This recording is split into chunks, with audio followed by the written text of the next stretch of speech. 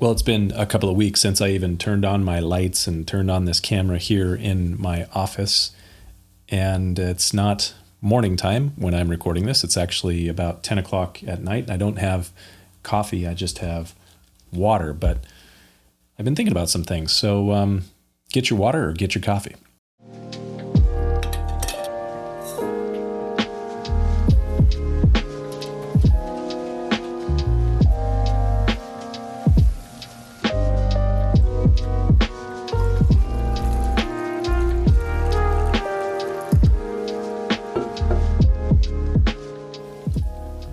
Well, it is a new year, and I've been preparing to teach some messages at my church, Cross Connection Church, that are going to be, kind of typical messages that I would give at the beginning of a new year. At the beginning of the new year for a number of years, I've always started the year by talking a little bit about the mission and vision of our church, which I'm going to be doing a little bit this weekend and in the next several weeks. And as I've been thinking about what I am going to speak about, I don't want to just grab old notes and share the same exact thing that I always share. So I've been thinking a lot about how things have gone in our church and in our culture for the last couple of years, but even going back a bit further than that. And so I was looking back at old notes from messages that I've taught going back 10 or 12 years at the church at the beginning of the year. And I was looking at the message that I gave as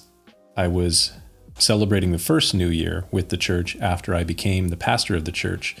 I started pastoring Cross Connection Church back in April of 2008. At that time, it was called Calvary Chapel of Escondido. And then in the new year of 2009, I started the year by giving a series of teachings that were kind of the mission, if you will, or the vision for a church for that year, for 2009.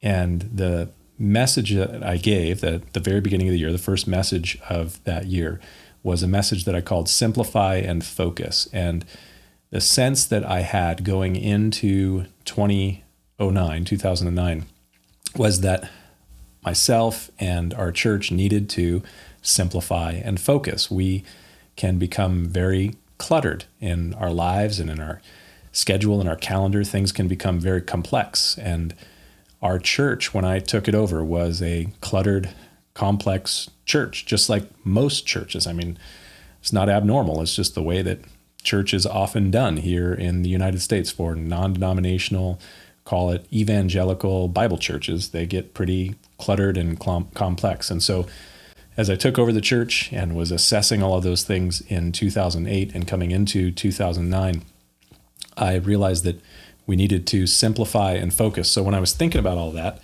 and preparing to write the message that I'm going to give at the church, got a new journal for 2022, I wrote down some thoughts that are just kind of churning in my mind. And I thought, I just want to go through these on this video. I wrote here that when I took over the church in 2008, we were in the midst of a contentious presidential campaign. Do you remember 2008 going into 2009?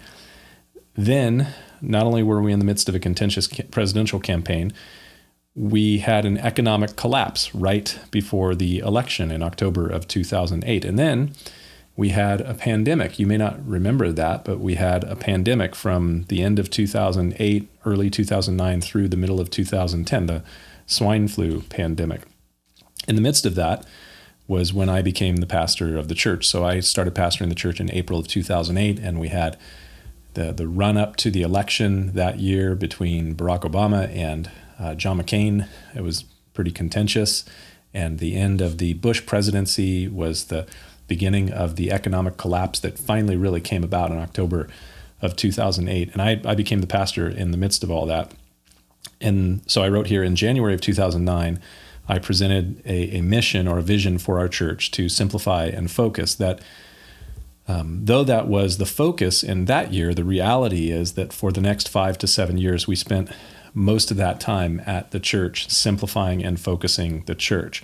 During those years, we reset the church. We stripped it down to bare bones, and it was kind of like a friend of mine. He does vehicle restorations, and they do these full body off restorations where they take everything off of the car. And so the church was kind of like a full body off restoration. All of that was challenging and painful, but in the end, the church became a simple church.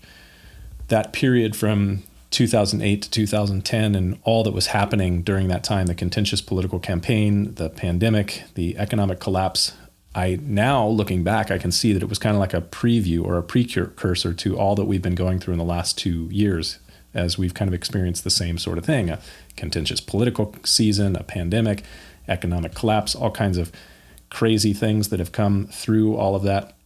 We've been going through all the same thing, but much more so.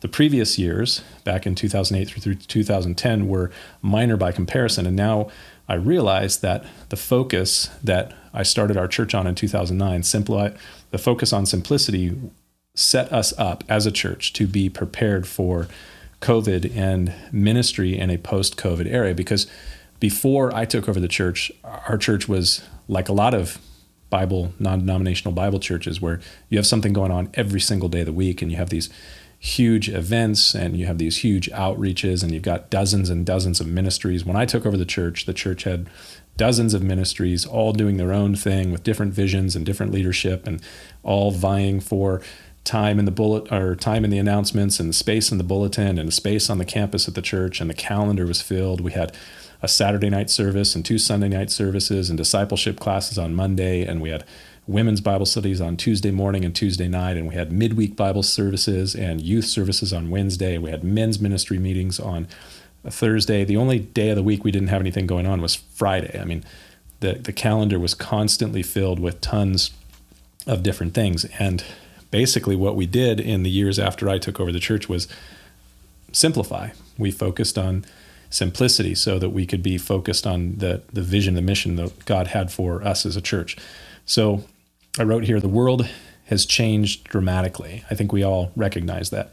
It has changed in ways that we are not fully aware of. I think it's going to take 3 to 5, maybe 10 years for us to fully understand how our culture has changed as a result of everything that's happened with COVID in the last 2 years. And in the same way that after 9/11 happened in 2001, it took a while for us to really see how did our culture change, or when smartphones, came about, that's changed our culture too. It's taken us a while to see how that's changed our culture. So it's going to take a while for us to see how this has changed our culture, but our culture has dramatically changed.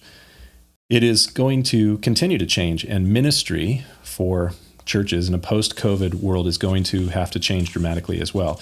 During the years of simplicity at Cross Connection Church, or at the time Calvary Chapel of Escondido, we changed the name to Cross Connection Church 10 years ago in 2012. But during that period, that was about 5 to 7 years of transition and simplifying, I wrote here that we deconstructed a typical American evangelical church and brought it back to a more bare bones and essential, simple church, a church that I believe is more in line with what we read in Acts 2:42, where we see the early church, how they acted. The earliest Christians, what did they do? They continued in, or they devoted themselves to the apostles' doctrine, so to teaching, to the breaking of bread, which is hospitality, but also communion, fellowship, and prayer. And Acts 2:42 through 47 really outlines all of that. So I believe that we've become more in line with an Acts 2:42 model of church. There's additional things that we probably need to adjust and do, but Cross Connection Church is pretty bare bones and simple. But how do you scale that? How do you scale simple and bare bones so that it doesn't become complex and cluttered? It's kind of a difficult question, but I wrote here that it is interesting to me that there are many who are now calling themselves ex-evangelicals, ex-evangelicals, who have deconverted or are deconstructing Christianity. The majority of these people are my age. I just turned 42 a couple of months ago, or younger than me. Mostly they are millennials, but in reality, what they are leaving is the old structures and methods of a late 20th century American evangelical, non-denominational, consumeristically oriented megachurch structure. That's a lot there, but if you kind of think through it, American evangelical, non-denominational churches, there's lots of those churches, they are very consumeristically oriented, event-driven, a come-and-see model, that has every possible thing that you can imagine. It's like a mall in a church, and sometimes the church is actually in a mall. Actually, the church that I pastor is in an old strip mall, so it's fitting. So we have this kind of structure, and I've seen a lot of people who are my age and younger who are putting YouTube videos up of their deconstruction or their deconversion. Christians during the time that I was growing up in high school through the 90s, they were told to put together their testimony and to be able to share your testimony of how you became a Christian. And now people are sharing their deconversion testimony online. So people are deconverting, but really what they are deconverting from is this evangelical, late 20th century American evangelical, non-denominational, consumeristically oriented megachurch structure. They are deconverting from that. But sadly, in a lot of ways, they are throwing out with the bathwater that is the baby that is essential Christianity and what the church maybe ought to be. Acts 2:42.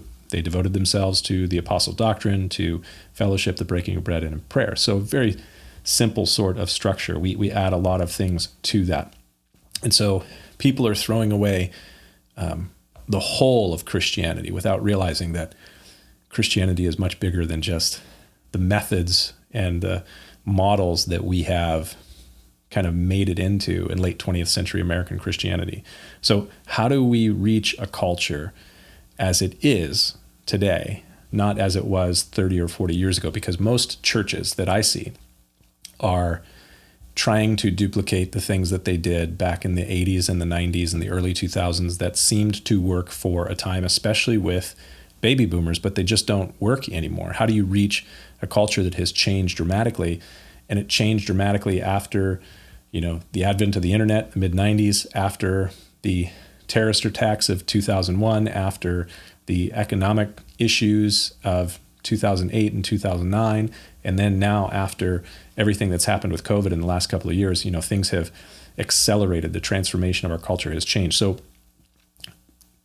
churches and pastors and Christians, we need to figure out how to reach the culture as it is now, not as it was 30 or 40 years ago. The old models and methods don't work, and they're largely unwanted by a lot of people in our culture. They aren't essential Christianity. They are superfluous add-ons. They are in some ways unfruitful branches, which, we as a church, as we went through this transition of simplifying so that we could focus, we cut off a lot of those unfruitful branches. Now, pruning it's not easy. It's actually quite painful. And we went through the pain of that. And part of the pain of pruning off all of those things that we once used to have and used to do so that we could be a more simple and essential church, part of that meant that there were people who left in the process, a lot of people, and it's painful. Change is hard. Change is always incredibly hard. And so I can't fault people for, in the process of change, saying, I don't know that I want to be a part of this. And so I get that. But here we are in 2022 in a post, advent of the internet, post terrorist attacks of 9/11, 2001, post economic issues and political contention of 2008 and 2009 and 10 and then 2012 and 2016 and 2020, and then post-COVID, the world has changed dramatically. And the question for all churches and Christians is, how do we adapt so that we can reach the culture with what is essential? And in adapting to reach the culture with what is essential, it may mean that we have to let go of those things that aren't essential and let some of those things go, which is hard. It's hard for people to let go of their midweek Bible studies or, the constant Bible studies every single night, or the big events that they've made kind of the cornerstone of everything that they do as a church, as an organization. It's hard to let those things go. But the bigger issue is, how do we reach the culture? And I think that that's something to definitely be thinking about and praying about as we continue in this post-COVID world of 2022. Something to think about. We'll see you next time.